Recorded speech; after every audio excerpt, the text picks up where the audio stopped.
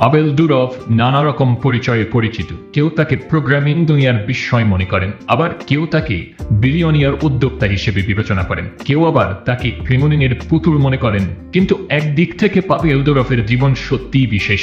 100টি সন্তানের সাথে তার জিনগত সম্পর্ক রয়েছে, অর্থাৎ জৈবিক দিক থেকে তিনি 100 সন্তানের বাবা। দুরভের বড় পরিচয়, তিনি বার্তা আদান প্রদানের অ্যাপ টেলিগ্রামের প্রতিষ্ঠাতা। গত সপ্তাহে ব্যক্তিগত উড়োজাহাজে করে ফ্রান্স সফরের সময় তাকে আটক করা হয়েছে। সিএনএনের এক প্রতিবেদনে রাশিয়ান ইলন মাস্ক নামে পরিচিত পাভেলের জীবনের নানা জানা অজানা তথ্য উঠে এসেছে। তার সঙ্গে বিশ্লেষকরা মার্ক জাকারবার্গের কারিগরি জ্ঞান ও প্রাচুর্য, জ্যাক ডর্সের উদ্ভট জীবনযাপন ও ইলন মাস্কের স্বাধীনতাকামী কার্যকলাপের মিল খুঁজে পান। সঙ্গে মাস্কের মতো তিনিও অসংখ্য সন্তান জন্মদানের ধারণায় বিশ্বাসী। টেসলার প্রতিষ্ঠাতা ইলন মাস্কের মতো স্বাধীন চেতা হওয়ার বৈশিষ্ট্য রয়েছে দুরভের মধ্যে। ইলন মাস্কের মতো তিনি অনেক সন্তান জন্ম দেওয়ার প্রবণতা দেখাচ্ছেন। 15 বছর ধরে শুক্রাণু দান করে আসছেন দুরভ। গত জুলাইয়ে দুরভ স্বীকার করেন তার শুক্রাণু থেকে 100 সন্তান জন্ম নিয়েছে।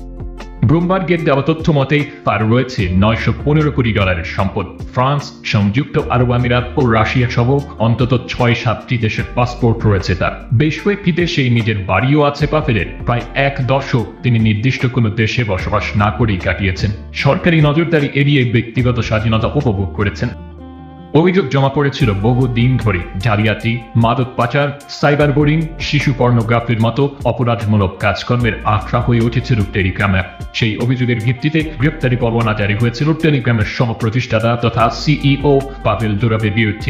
বছর 39-এর ধনকুবের দুরভ আদতে রুশ বংশোদ্ভূত।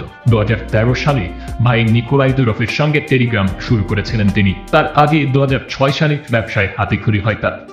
টেলিগ্রাম অ্যাপটি রাশিয়া এবং ইউক্রেনে বেশ জনপ্রিয়তা লাভ করেছে, বিশেষ করে বিভিন্ন রাজনৈতিক ও সামাজিক আন্দোলনের ক্ষেত্রে। ইউক্রেনের প্রেসিডেন্ট ভলোদিমির জেলেনস্কি নিজেও এই অ্যাপটি ব্যবহার করে থাকেন এবং এটি অনেক ইউক্রেনীয় নাগরিকের জন্য একটি গুরুত্বপূর্ণ যোগাযোগের মাধ্যম হয়ে উঠেছে। টেলিগ্রামের নিরাপত্তা ফিচার এবং প্রাইভেসি সেটিংসের জন্য এটি বিশেষভাবে জনপ্রিয়, যা বিশেষত সংকটপূর্ণ সময়গুলিতে অনেক মানুষকে আকর্ষণ করে। 2018 সালে রাশিয়ার টেলিগ্রাম অ্যাপ নিষিদ্ধ করার চেষ্টা করে। তারা পাভেল দুরভকে অ্যাপের তথ্য ভান্ডার সরবরাহ করতে চাপ দেয়। দুরভ 2014 সালে রাশিয়া ছেড়ে চলে যান।